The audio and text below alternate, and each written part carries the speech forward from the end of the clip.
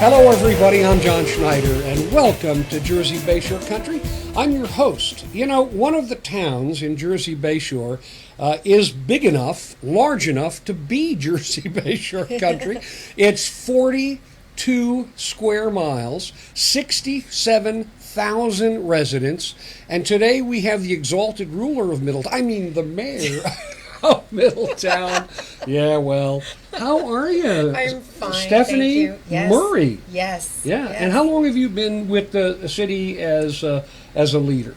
I was elected, this is my fourth year as in elected office. I had my first term, and now I'm into my second term, so I'm 2 years as the mayor consecutively. So I have 2 more years left before I have to run for office again. This is the biggest town in Monmouth County, Yes, right? it is. Right. The largest in Monmouth County, Yeah. population-wise. Yeah, right. Yeah. What about square miles? No, area-wise, it's Howell. Howell is Oh, that's right, larger, that's slightly larger than we Yeah. are, but we edge out a little on the population. So, And what do you like about being mayor of Middletown? Now, every mayor's going to say the people and all this stuff, but what do you personally like about the kinds of decisions that you make and the kinds of things that you do? What is attractive about this job? well, I think for me personally, there's always a sense of satisfaction at the end of the day that I was able to do something bigger than myself, and be able to come home and carry that to my family, that sense of community and wanting to be a part of something bigger than just your immediate world. So there is a tremendous sense of satisfaction that comes along with that. But I think I'm also one of the true believers. So I really believe that things could be made better by people who are interested in serving their communities. So. When you were young, did you show any leadership abilities? Were you doing things that were kind of leading or helping communities? I did, but they weren't political. Yeah. I never really thought about ever getting into elected office or getting involved with the government. It was something that kind of evolved for me. But when I was younger, I did run in high school. I was class secretary. So it's funny, but I never would have thought that this is something that I would have ended up being a mayor. What was your after high school? What was your sort of area of study? What were you interested in? Again, I studied peace and justice studies, strong concentration in liberal arts. I was very interested in, now that you're making me think about it, I think I kind of always had a bend toward public service. Sure. And always very interested in current events, social studies, humanities, and I actually thought about going to law school at one point, but that didn't happen for me. It went a different direction. But I guess here I am. How do you get your hands around a town like this? I've talked to a lot of mayors who have kind of smaller areas, but the reason I say you're a country is because you are Middletown, but you've got a whole bunch of villages and entities and historic districts. We do. There's at least a dozen different There entities. are, and one of the challenges that we have in Middletown is trying to embrace the community as a whole because it is so large and diverse. And that's one of the wonderful things about Middletown, because you can really you have the whole gamut. You have the Bayshore, you have the country, and you have everything in between. So one of the things we initiated was the community identity campaign, where we try to go around to each different neighborhood and really concentrate on hyper-local issues. And we go to the community and let the community come to us and tell us what's going on. And they're very, very specific, down to the block, street, and what's on their mind. So is that like a town hall kind of a thing, or is that? I would think it's I don't want to compare it to a mobile cabinet because that's not the right word, but we'll go out there with our DPW and our police department and our fire department and our planning department, our health department, and so on. And I'll go, and the other elected officials will also go, and we're just there for you to voice your concerns to us. No real format, very, very casual, very friendly. So we are going to make 16 stops. We've already made 2. We started in North Middletown in August, and then we just completed Navesink, and then in October we'll be in Belford. You celebrated, and I know you're a little bit of an aficionado when it comes to history, especially A little recently. amateur buff, I have to say. Yeah, you just celebrated 350 years, didn't you? We did. We celebrated 350 years, although I often like to argue that we're technically older than that. Yeah. But officially, when the British came in, we marked our 350th anniversary by going by the 1664 date. And actually, where our town hall is right now, that was the first center of Middletown. This Kings Highway along here, it's one of the first settlements in all of New Jersey. We would argue maybe the first. So It goes oldest, back, and there are some old. I think it's one of the oldest Baptist churches. It is the oldest Baptist church in New Jersey, and they believe it's the second oldest in the country. So it's some fascinating history there, and that's where basically our town founders were from that church, and they plotted out all the homes along Kings Highway and the outlots where they farmed. And at night they would come back into town and seek shelter in their homes, and then they would go out to farm during the day. Wow. So, and we also had the nearby Native American village here also. Where was that? Somewhere, if you go along Kings Highway, you'll see Lenape, you'll see the trail. Oh, okay, right. Somewhere in that direction, they believe that's where the original village was, and it was called Chiquasset.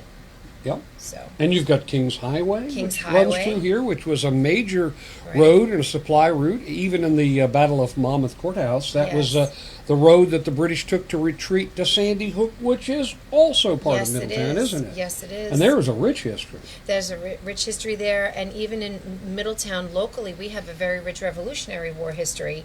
And I often talk about this when I speak to the kids, when I go visit the schools. I think they tend to skip the history books, not so much in New Jersey because we're a little bit more aware.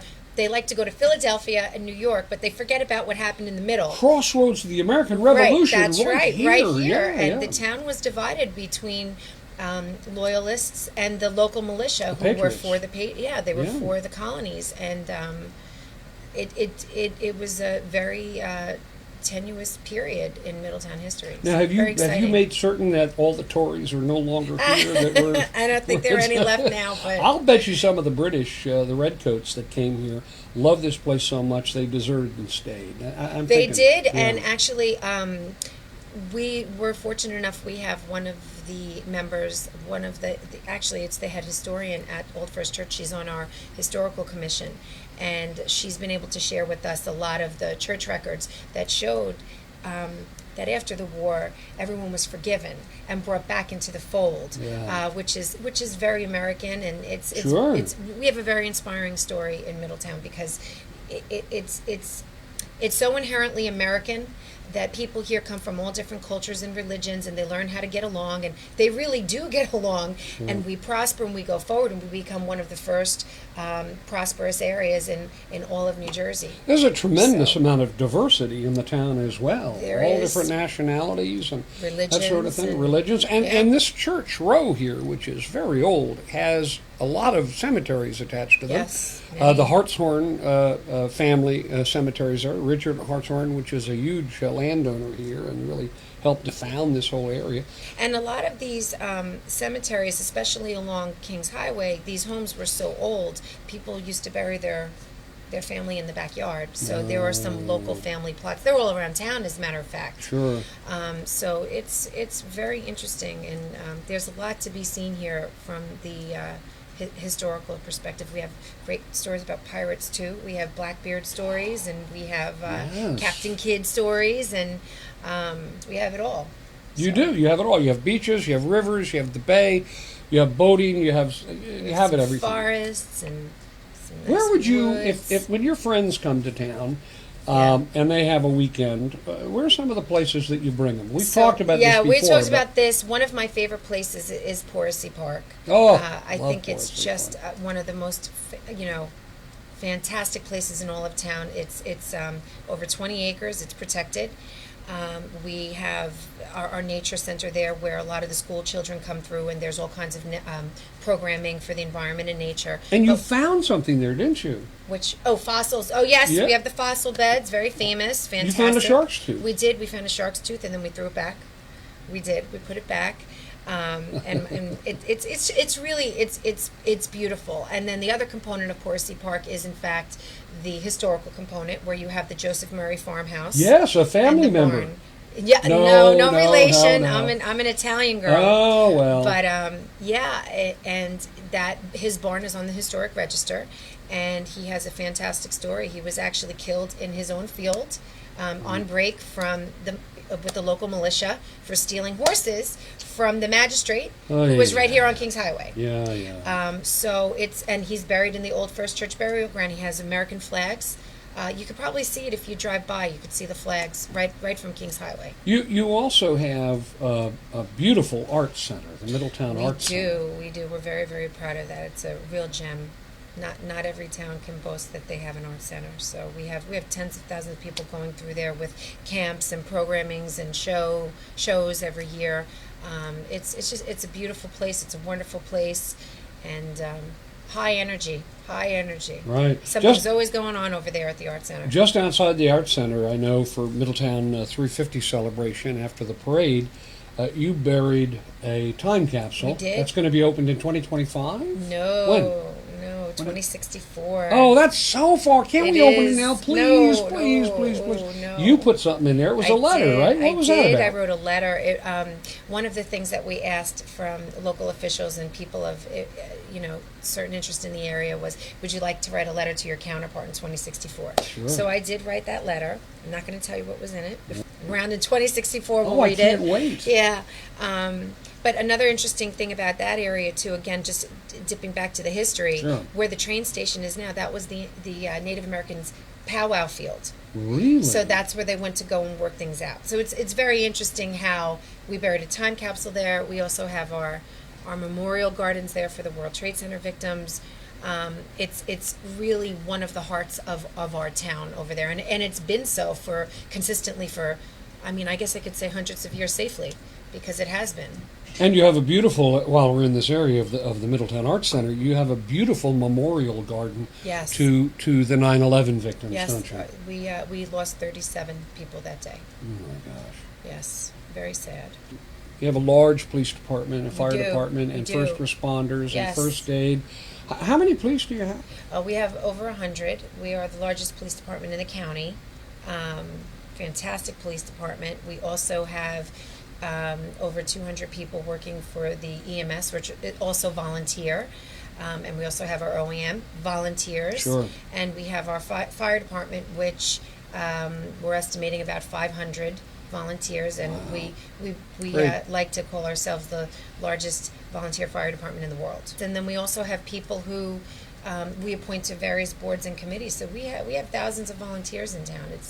It's really one of the hallmarks of Middletown, that people really here have such a very generous heart and a very big sense of community. So they do come out and they do serve the community in various ways. So You have tapped into the social media, as it were, to communicate. You have publications to communicate. You have a television station to communicate, and you have open town meetings and that sort of thing to communicate. The Facebook group that I have Yeah. has just surpassed 4,000 members. Like it. And That's great. most of I monitor it because most of them are from Middletown or one of the villages. Do you have plans to take over any other towns? No, I don't have any plans. All right, so I have to ask you, speaking of which, talk to me, please, about the evil clown, because it has a name. Yes, his name is Calico, Calico. and he was part of the food circus store that used to be there back Yeah. in the day. So there's this kind of push-pull tension about we tear him down, we keep him up, we tear him down, Well, we keep him up. I like to see him saved somewhere. Yeah. Yeah, Do you have he's a landmark. People from Connecticut ask me about him. Some of my friends from Connecticut were like, "Oh, so you have the evil clown in your town?" And I'm like, "What? This is what you're thinking about?"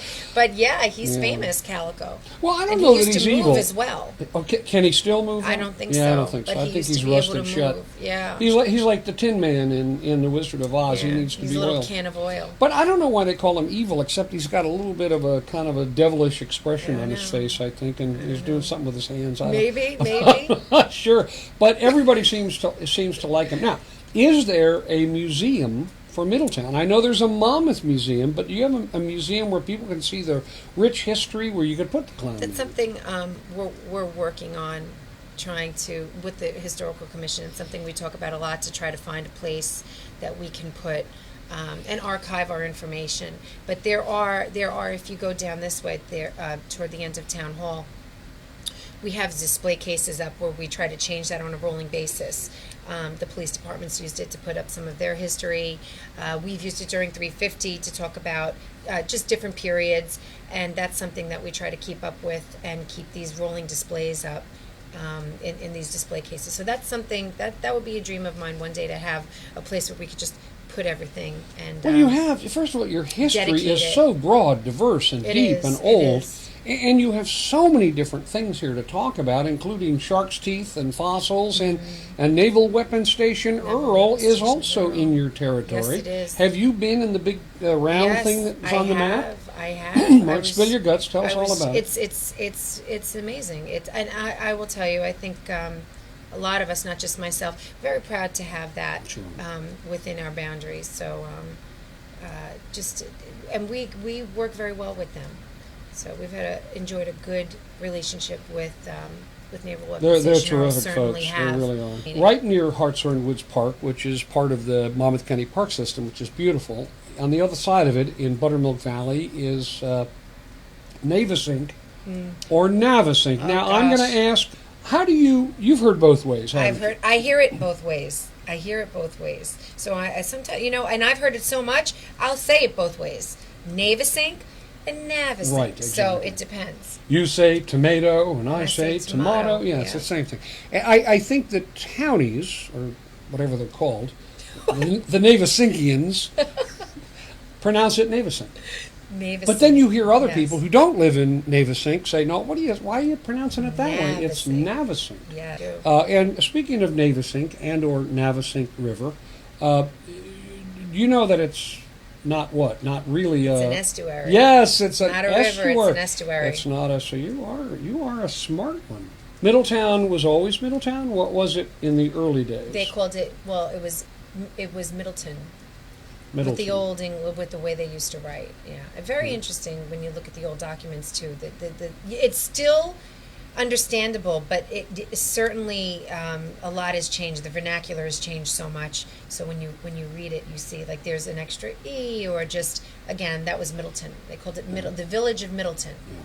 And then it became Middletown with an e, and then when I fly up over Middleton or Middletown with an e, I see beautiful country.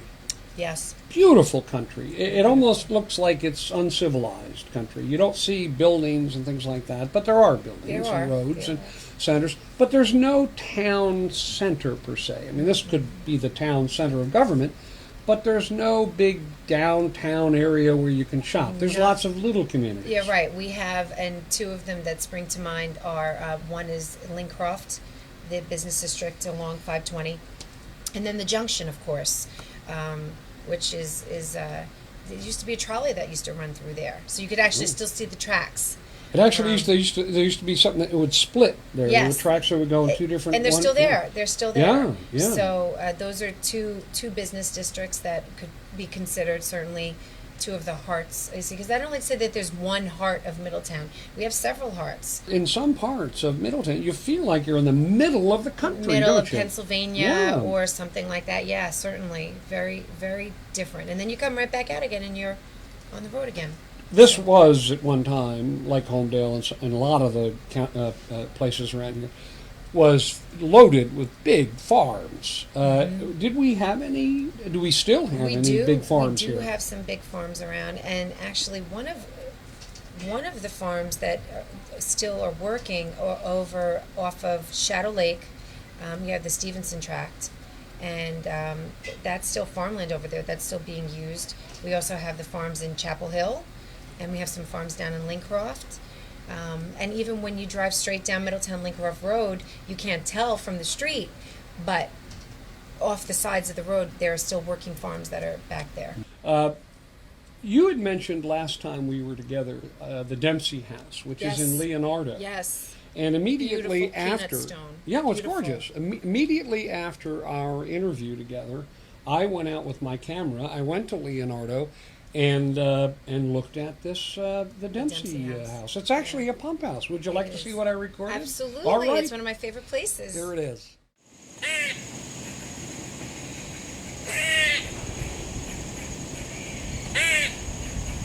Well, this is the Dempsey House. It is loaded with all sorts of local legends. It's been reported in a lot of press as being haunted, that yeah, people have been killed there, there are spirits there. Regardless, it's an interesting house. It's actually not a house at all where people live. It's a pump house, and Mr. Dempsey owned the pump house. It was a pump station, actually, and it was generating well water for the area in the 1920s. It's definitely an historic landmark. The peanut stone is kind of rare. It's a natural stone in this area. Research tells me it's a mixture of pebbles and quartz. It's all naturally formed over time, and it becomes rock. It goes back 10 million years when it was first created, and it was used since the 1880s for construction. So this was the pump house for the Dempsey homestead, and it's kind of interesting. Somebody else said it was a playhouse that Dempsey built for the children. That's not true. It still stands. Nobody was killed there. Mr. Dempsey didn't hang himself from a tree. It's all pretty interesting. So if you get to Leonardo, which is a village in Middletown, stop by and take a look.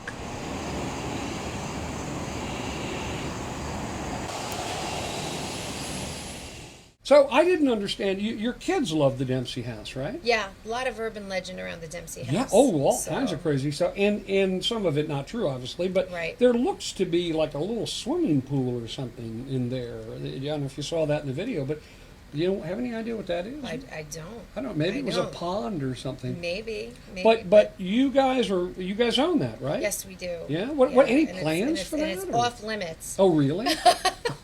Really? No. Well, it's dangerous. I mean, that's why it's closed up. So. And you have a tremendous school system here, don't you? We do. We have 19. I believe we have 19 schools, public, private. We also have Brookdale within our boundaries. And what I like about it's a nice campus, and a lot of folks, a lot of kids, and adults go there for some adult stuff too. But also there is the Monmouth County Museum. There is a museum in there, yes. And it's really kind of cool. Yes. There's some nice exhibits, and it's a great place to bring your kids. Yes. You have lots of resources here in Middletown, like your library. Tell us library, about that. Yes, we have an amazing library, very active, lots of programming. We've actually circulated over 1 million items already, so very, very vibrant community. I've asked you a lot of softball questions because you're just so nice. I don't, and the truth is, I don't know what hard question to ask you. What would be a hard question to ask you? Oh goodness! Is there some controversy brewing in Middletown that we could focus on? Lots of controversy. Seriously, like what? Tell me one. Give me one. I think that a major problem that I think all municipalities will be facing, not only Middletown, will be in 2018. We have the Cadillac tax coming down with the healthcare bill that was passed, and I think that's going to be a challenge for employers and townships to pay for anyone that has a healthcare price over a certain amount. There is a very large tax that will be the burden of the municipality or the employer. So that's something that coming up in 2018. So we'll have to see how things play out with that. But that's certainly very serious. There's also affordable housing mandates. That's something very serious that we're very involved with, trying to keep up with that. And you're open to hearing from your folks. I know you are. You've got excellent communications. Absolutely. And I have open office hours twice a month where anybody could come and tell me anything on their mind whenever they want during that period. And if they can't make it, then they can call my office and they can schedule an appointment. Or, of course, we also always have our meetings where the public does come, and at the end of the meeting, there's an opportunity to tell us what's going on. And there's always email. Most people prefer that mode because it's instant gratification to be able to send an email right away. Sure. We'll be able to read it right away and act upon it. And I think even tweets, I get tweeted all the time, or Facebook messaged, and I have public accounts for those. And the public really, I think, it's a very useful tool for the public to be able to get immediate access to the people that they need to speak to. Absolutely. Do you have any medical facilities coming to town? We have Sloan Kettering. That's what I was getting at. Sloan Kettering. Tell us about that. They're right on Red Hill Road. It was an existing office space, which Sloan Kettering has gone into, and they're refitting it and doing a lot of construction. Very active site right now, and I believe they hope to be in there before the end of 2016. So, how many employees? Do you have any sense of that? The estimate that we were given originally was close to 300. Wow. So it'll be an outpatient facility. It won't be an inpatient facility. I want to thank you so much Thank you. for being part of our program, and it's always nice to see you. This is a great town. Nice to be here. It's a great town to live. It's a great town to work. It is a great town to play. And trying to get your arms around it. Yeah. Don't even worry about it. Just get off of one of those exits that Mayor Murray talked about, and just head in this direction. And the odds are, 99% of the time, you'll be in Middletown. Yes, absolutely. But don't speed. Don't Anyway, speed. We welcome you. Thank you. Thank you. That's all the time we have. I want to thank you for watching our program today, our interview with Mayor Murray. And remember, if I'm out there flying a drone or doing something with my video camera, tap me on the shoulder and say hello, because nothing is more important than meeting you. Have a great day. Bye-bye. Bye.